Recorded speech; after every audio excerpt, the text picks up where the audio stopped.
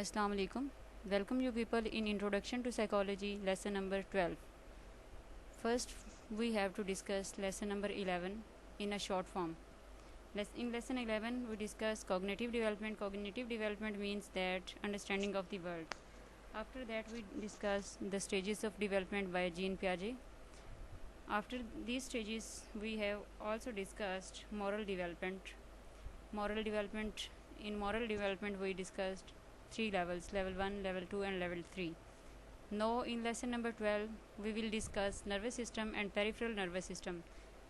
The brain and its constituent parts are the most complex system ever known. ये जो है most complex system है brain और उसके part जो हैं ट्रिलियन सेपरेट सेल्स जो हैं वो एक मतलब उसमें रिस्पॉन्स होता है, केमिकल सिग्नल्स के रिस्पॉन्स में चेंज होते रहते हैं मूवमेंट ऑफ कंसेप्शन से लेके डेथ तक, मतलब पैदा होने से लेके डेथ तक एक सिस्टम जो है चलता रहता है.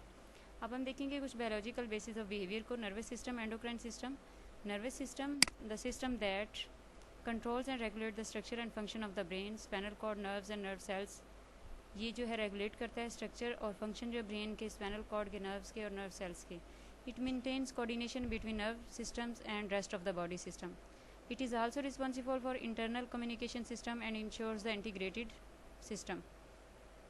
इसमें क्या होता है कि ये सिस्टम जो है कंट्रोल कर रहा होता है, रेगुलेट फंक्शन जो है स्ट्रक्चर जो ब्रेन के, स्पाइनल कॉर्ड के, नर्व्स के, नर्व सेल्स के, और इसमें कोऑर्डिनेशन की जाती है नर्वस सिस्टम के दरमियान में. इसके अलावा जो बाकी बॉडी है उसके दरमियान में, नर्वस सिस्टम और बॉडी के दरमियान में जो कोऑर्डिनेशन होती है वो नर्वस सिस्टम कर रहा होता है.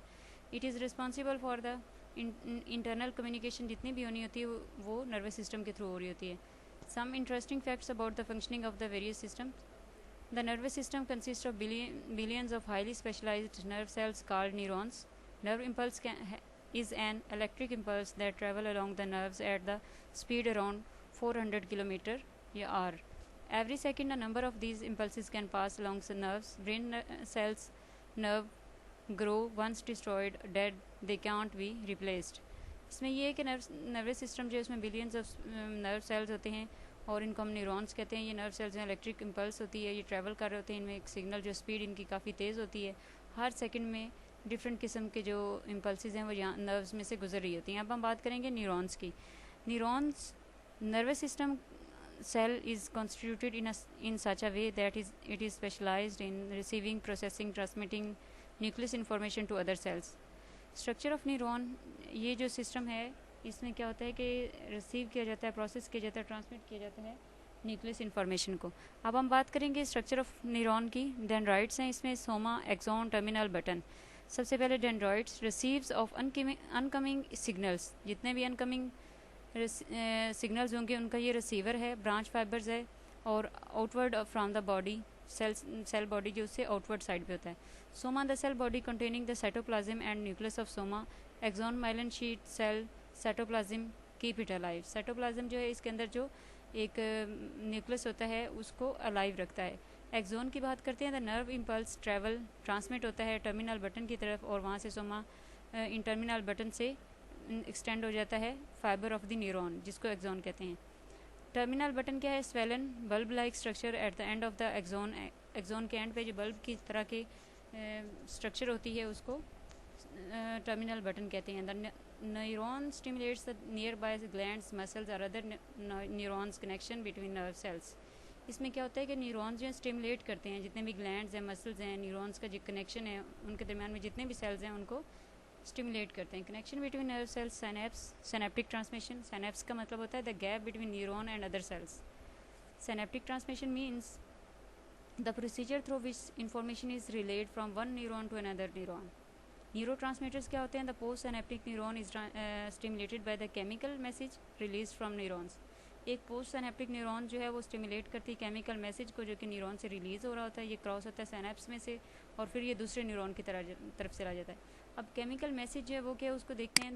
The neuron follow an overall or none law.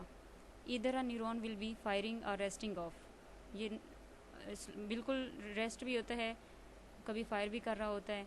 अब हम बात करेंगे एक्साइटेटरी मैसेज की. The chemical message that makes it more likely that the receiving neuron will fire and the action potential will travel down its axon. इसमें क्या है कि जो केमिकल मैसेज है वो क्या होगा, रिसीव करेगा न्यूरॉन्स को और वो फायर करेगा और एक्शन पोटेंशियल जो है वो ट्रैवल करेगी एक्सॉन में। इनहिबिटरी मैसेज में ये chemical message that inhibit are receiving neuron from firing, वो फायरिंग से रिसीव करेगा और इसमें क्या होगा कि एक्शन पोटेंशियल ट्रैवल नहीं करेगा एक्सॉन की तरफ। Major varieties of neurons, sensory neurons, motor neurons, inter neurons. Sensory neurons को एफरेंट न्यूरॉन्स भी कहते हैं। They carry message toward the central nervous system from the sensory receptors. ये मैसेज को कैरी करते हैं सेंट्रल नर्वस सिस्टम की तरफ और ये लेते कहाँ से, सेंसरी रिसेप्टर सेल से। मोटर न्यूरॉन्स की बात करते हैं, efferent neuron, they carry message away from the, ये अवे करते हैं मैसेज को सेंट्रल नर्वस सिस्टम से और मसल्स और ग्लैंड्स की तरफ लेके जाते हैं। इंटर न्यूरॉन की बात करते हैं, they relay messages from sensory neurons to other inter neurons and to motor neurons. Main parts of the nervous system: peripheral nervous system, central nervous system. Peripheral nervous system is the part of the nervous system that includes all parts of the nervous system except the brain and the spinal cord. इसमें क्या है कि सारे के सारे parts include होते हैं, सिर्फ और सिर्फ क्या है कि ब्रेन और स्पाइनल कॉर्ड नहीं होते।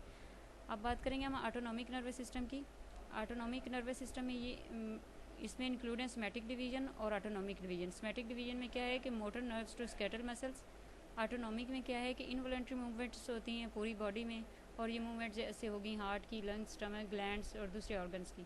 अब हम बात करेंगे सेंट्रल नर्वस सिस्टम की। Brain receive the information from all over the body. पूरी बॉडी से ब्रेन रिसीव करता है, इंटरप्रेट करता है और डिसाइड करता है कि किस चीज़ को रिस्पॉन्ड करना है। ये जो है सीपीयू की, ब्रेन जो है सीपीयू की तरह काम कर रहा होता है। ब्रेन क्या है, ब्रेन जो सेंटर है नर्वस सिस्टम का और वाइटल ऑर्गन है उसका रिस्पॉन्सिबल होता है seeing, hearing, smelling, tasting, thinking, feeling, remembering, speaking, dreaming, information processing and many other things.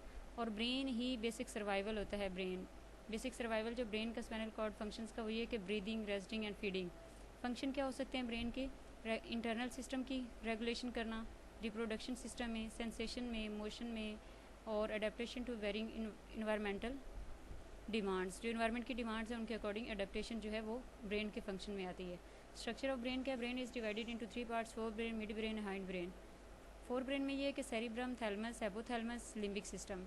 Cerebrum क्या है कि ये the hemispheres are connected by corpus callosum, a thick mass of nerve fibres. Cerebrum regulates the brain highest cognitive and emotional functions.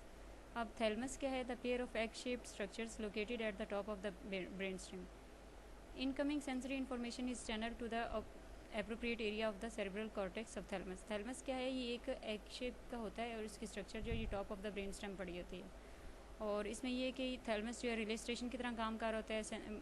ये brain का sensory switch board होता है और ये मैसेज को डायरेक्ट करता है सेंसरी रिसीव और ये कॉर्टेक्स और ट्रांसमिट कर देता है फिर सेरिबलम और मेडुला की तरफ। अब हम हाइपोथैलेमस की बात करेंगे।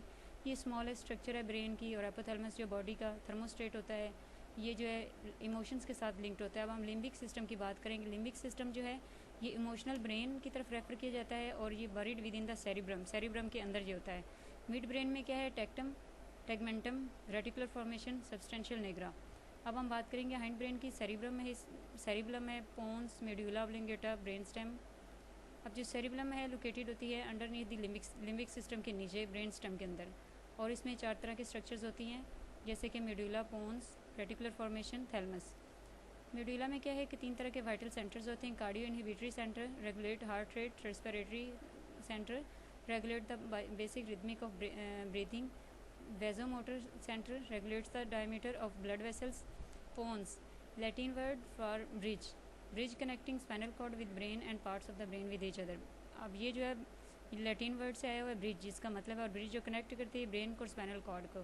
पोन्स जो होते हैं रिले स्टेशन की तरह काम कर रहे होते हैं और इन्होंने क्या करना होता है कि जो पार्ट डिफरेंट पार्ट है सेरिब्रल कॉर्टेक्स के उसको सेरिबलम की तरफ लेके सिग्नल जो जाना है।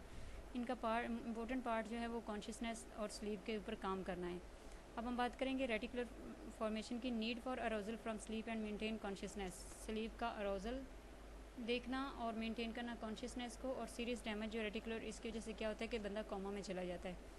थैलमस की बात करते हैं। थैलमस जो है एग शेप्ड होता है लेकिन पेयर लग रहा होता है कि एग्स का पेयर है और ये ब्रेन स्टेम के ऊपर होता है। इसकी इन्फॉर्मेशन जो होती है सेंसरी न्यूरॉन से होती है और ये ब्रेन रीजन्स की तरफ जाते हैं, vision, audition, taste and touch की तरफ। अब हम बात करेंगे सेरिब्रल कॉर्टेक्स की।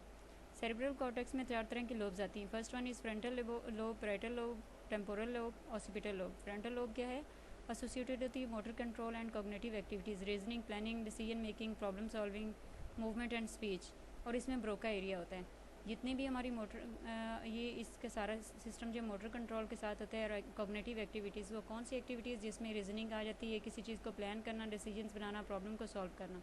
अब हम बात करेंगे प्राइटल लोब की। Parietal lobe also associated with the controlling incoming sensory information, thus effective movement, orientation, recognition, perception of stimuli. Parietal lobe में ये कि ये एसोसिएटेड होती जितनी भी इनकमिंग सेंसरी इन्फॉर्मेशन होगी उसके साथ, और ये जो है ओरिएंटेशन को, रिकॉग्निशन जो है, परसेप्शन जो स्टिमुलाई की, उसमें भी इफ़ेक्ट होती है। अब हम बात करेंगे टेम्पोरल लोब की। टेम्पोरल लोब जो एसोसिएटेड होती है with perception, recognition of auditory stimuli, जो हमें सुनाई देने वाले स्टिमुलाई होते हैं, memory, speech, Wernicke's area. Frontal lobe में ब्रोकास एरिया होता है, टेम्पोरल लोब में वर्निक्स एरिया जो है वो लोकेटेड होता है। वर्निक एरिया जो स्पीच रेलिवेंट होता है, लैंग्वेज कंसर्न। अब हम बात करें ऑसिपिटल लोब। ऑसिपिटल लोब जो एसोसिएटेड होती है विजुअल प्रोसेसिंग के साथ, मतलब हमारी आई के जितने भी प्रोसेस हैं, जितना भी सिस्टम चल रहा होता है ऑसिपिटल लोब के थ्रू हो रहा होता है। यहाँ तक हमारा लेसन